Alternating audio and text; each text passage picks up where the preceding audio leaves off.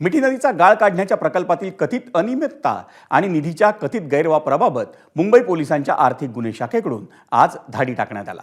मुंबई पोलिसांच्या आर्थिक गुन्हे शाखेनं कंत्राटदार, बीएमसी अधिकारी आणि कर्मचारी यांच्या घर आणि कार्यालयांवर मिळून 7 ते 8 ठिकाणी या धाडी टाकल्या।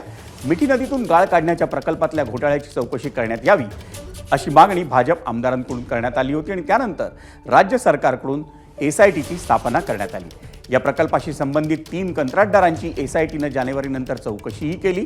मिठी नदीतून गाळ काढण्याचा प्रकल्प हा गेल्या 20 वर्षांपासून सुरू असून त्यासाठी आत्तापर्यंत एकूण 1100 कोटी रुपयांचं कंत्राट देण्यात आलं होतं आणि या काळात 18 कंत्राटदारांना कामं देण्यात आल्याचं प्राथमिक चौकशीत निष्पन्न झालंय।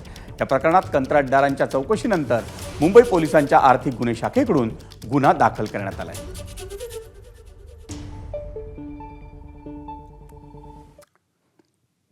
मिठी नदीमधला गाळ काढण्याच्या प्रकल्पातल्या आर्थिक गैरव्यवहार प्रकरणात मुंबई पोलिसांच्या आर्थिक गुन्हे शाखेकडून आज मुंबईत 7-8 ठिकाणी धाडी टाकण्यात आला। पाहूयात त्या संदर्भातल्या पत्रकार परिषदेत पोलीस उपायुक्त संग्रामसिंह निशानदार यांनी नेमकी काय माहिती दिली। 3 मिडलमॅन जे आहेत, जय जोशी, वर्गो स्पेशालिटीज, केतन कदम, वोडर इंडिया आणि भूपेंद्र पुरोहित हे आमच्या केसमध्ये अक्युज्ड म्हणून निष्पन्न करण्यात आलेले आहेत। त्याचप्रमाणे हे मॅट्रॉप कंपनीचे जे अधिकारी आहेत, दीपक मोहन आणि किशोर मेनन, हे देखील याच्यात त्यांची इन्व्हॉल्वमेंट दिसल्यामुळे आम्ही त्यांना अक्युज्ड केलेलं असेल।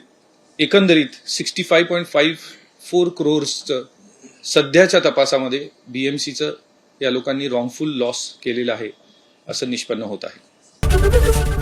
एबीपी माझा, उघडा डोळे बघा नीट।